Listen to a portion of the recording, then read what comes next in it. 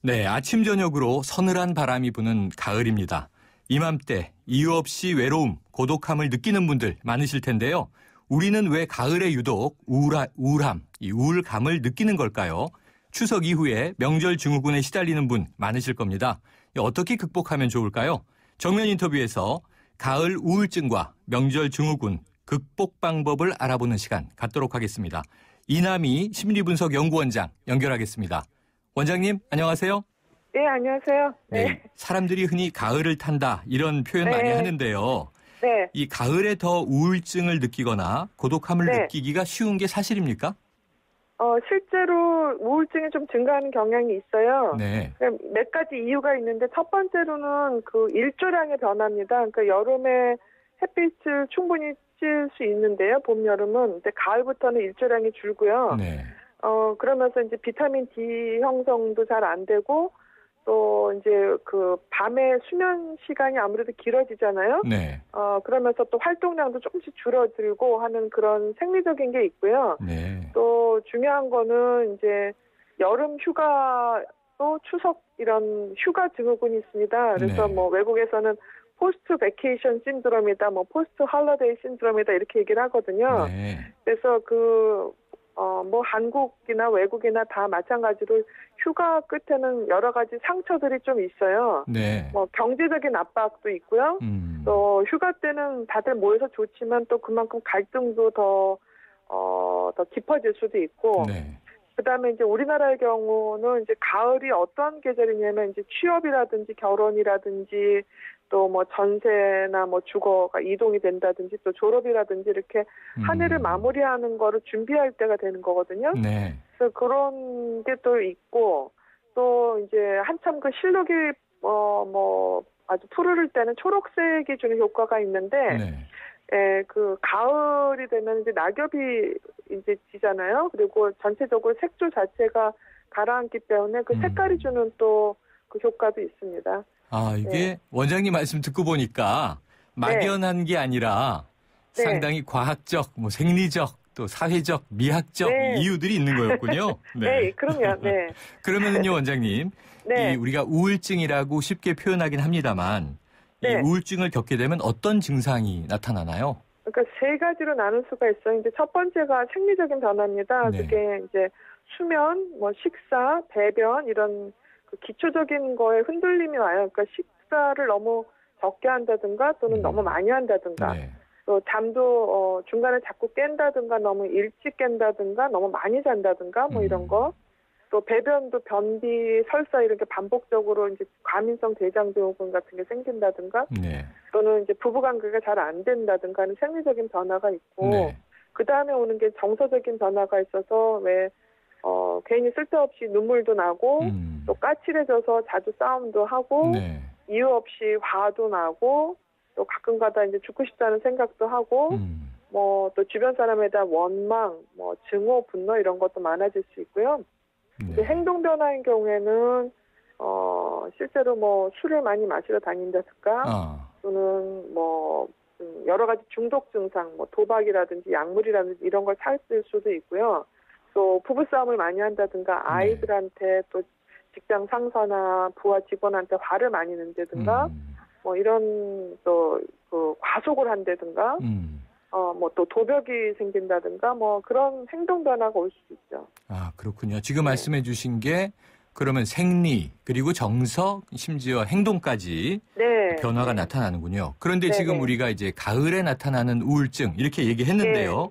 이걸 굳이 계절성 우울증이라고 부른다면 일반 우울증하고 좀 차이점이 있나요? 네, 그래서 시기 쪽으로 보면 조금 오히려 많이 먹는 경향이 있고요. 네. 그러니까 진짜로 천고마비예요. 가을, 겨울에는. 가을이라. 네. 그 다이어트 하시는 분들이 좀 실패할 수가 있고요. 네. 그다음에 수면 변화도 보통 우울증은 일찍 깨고 잠이 잘 못 들고 하는데 이제 아침에 일찍 일어나기 힘들고 하루 종일 졸립고 뭐 이런 부분이 있어요. 그리고 약물도 다른 우울증에 비해서 조금 다른 종류의 약물에 잘 반응합니다. 그렇군요.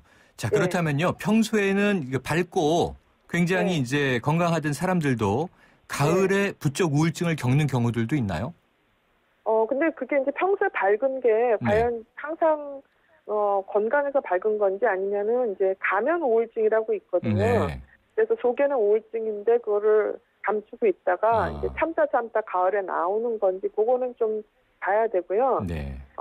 그리고 우울증은 정상적인 사람들한테도 얼마든지 찾아올 수 있기 때문에 그게 꼭 가을만 오는 건 아니고 뭐 언제든지 올 수가 있습니다. 네. 그러면요, 원장님 궁금한 게요. 네. 흔히 우리가 많이 듣고 하는 말이 가을은 남자의 계절이다 이런 얘기 하거든요. 네. 가을에 남자가 더 감정 변화가 심한가요? 그거는 꼭 그렇다고 할 수는 없고요. 네. 남자들이 보통 이제 감정 변화를 잘 표현을 하지 않죠. 네. 네, 그래서 속에 변화가 있는지 없는지는 행동으로 나타나기 전에는 잘 모르거든요.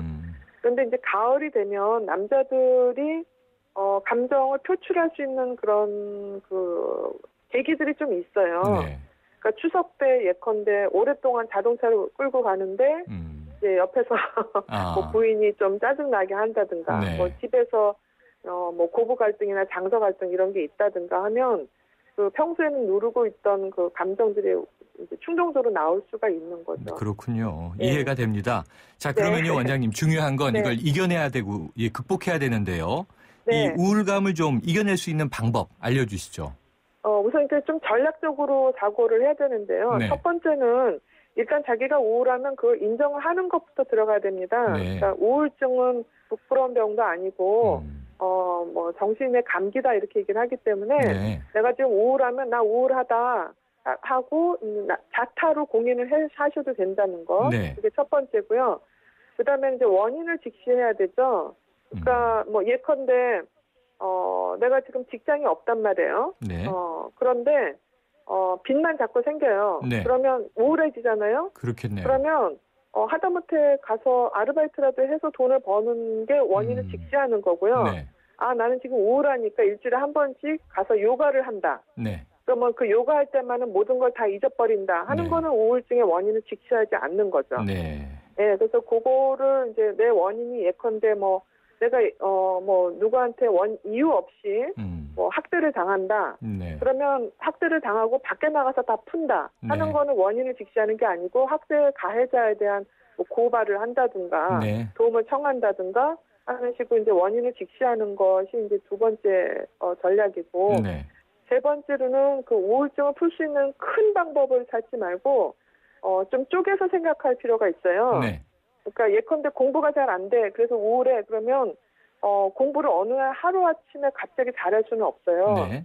또 일도 역시 효율적으로 이렇게 하루아침에 잘할 수가 없기 때문에 우선 내가 잘할 수 있는 방법부터 실천할 수 있는 것부터 찾아야 되고 그다음에 내가 진짜로 원하는 게 뭔지를 알아야 신나게 할 수가 있거든요. 네. 그러니까 내가 정말로 아무리 힘들어도 이거는 꼭 놓지 않고 하고 싶다라는 걸 찾으시면 또는 내가 아무리 힘들어도 이 사람은 정말 사랑하고 싶다. 이 사람은 꼭 돌봐야 되겠다 하는 대상이 있다면 우울에도 이제 극복을 할 수가 있는 거죠. 그렇군요. 자, 마음의 감기다 이렇게 인정하는 것부터 시작을 하자. 와닿습니다. 네. 자, 이제 내일부터 추석 연휴 시작인데요.